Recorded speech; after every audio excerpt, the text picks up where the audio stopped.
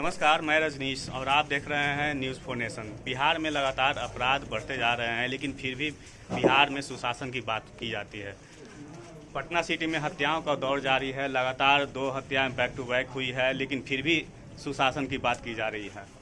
हालांकि हम इस समय हैं पटना सिटी के जमुनापुर इलाके में, और कल जो हत्या हुई थी, जिसकी ईंट पत्थर से कूच कर हत्या कर दी गई थी, हम उन्हीं के घर पर हैं। और इस समय जाप के संयोजक पूर्व सांसद पप्पू यादव उनके परिजनों से मिलने के लिए पहुंचे हैं और उनको मिलकर उन्हें ढांढस बढ़ाने की कोशिश में लगे हुए हैं।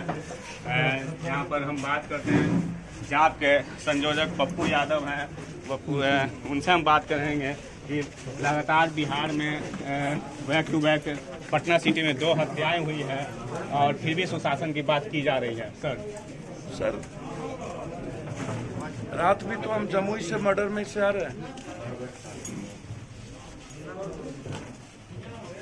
अभी मुजफ्फरपुर में 2 बच्ची का किडनैप करके लेके चला गया डकैती कर।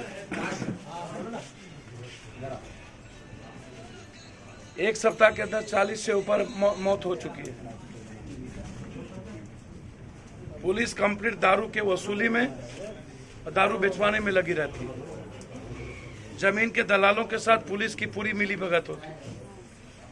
इतना बड़ा जघन्य घटना माफी के जोग नहीं है। हमने स्पीडी ट्रायल की मांग की है। आप पूरा कॉल डिटेल निकालिए, सुबह से लेकर के शाम तक का, और रात में और दूसरे दिन का कॉल डिटेल पूरा निकालिए, और पूरा कॉल डिटेल निकाल करके आप अविलंब, अभी तक आपने कोई कार्रवाई तक नहीं कर पाई। इस परिवार को 20 लाख रुपया हर परिस्थिति में मुआवजा, और इसके पीछे कौन कौन है इसके लिए SIT की जांच हो, और किसकी किसकी भूमिका है। पटना सिटी में लगातार 2 हत्या, पटना सिटी में तो पुलिस करवाती है। मैं 12 बार आ चुका हूं पटना सिटी, फिर भी सुशासन की बात की जा रही है। किसका नाम आप ले रहे हैं? अपराधी माफिया और दलालों के भरोसे तो 15 साल से ये सरकार चला रहा है। हर दिन 6 दर्जन, आधा दर्जन से ज्यादा मौत में हम जाते हैं। थाने के पदाधिकारी सेटिंग गेटिंग करता है अपराधियों के साथ, किसका आज लूटना है, किसका किडनैप करना है। जब थानेदार को और पूरी थाना को फुर्सत ही नहीं होगी दारू की वसूली करने से और दारू बिचवाने से, और क्रिमिनल टोटल मिला रहेगा, और जमीन की दलाली थानेदार के बदौलत ही होती है, और उसमें नेताओं का इन्फॉर्मेशन होता है। तो ये जो नेक्सस है नेता, पदाधिकारी, थाना और जमीन के माफियाओं का, इसको उजागर करना जरूरी है, और इस पर कार्रवाई आवश्यक है। कंप्लीट कोई घर नहीं बचा है।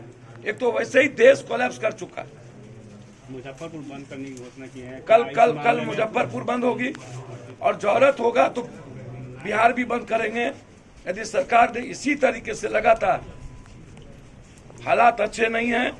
आम आदमी वैसे ही लॉकडाउन के बाद, सब कुछ के बाद समाप्त हो चुकी है।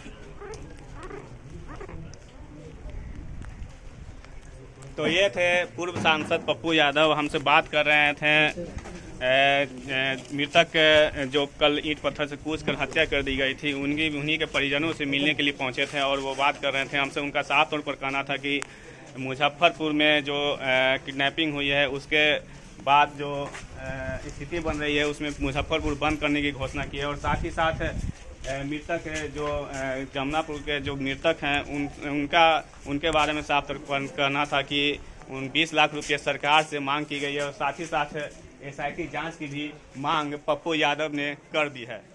Rajnish, news for nation, Patna city.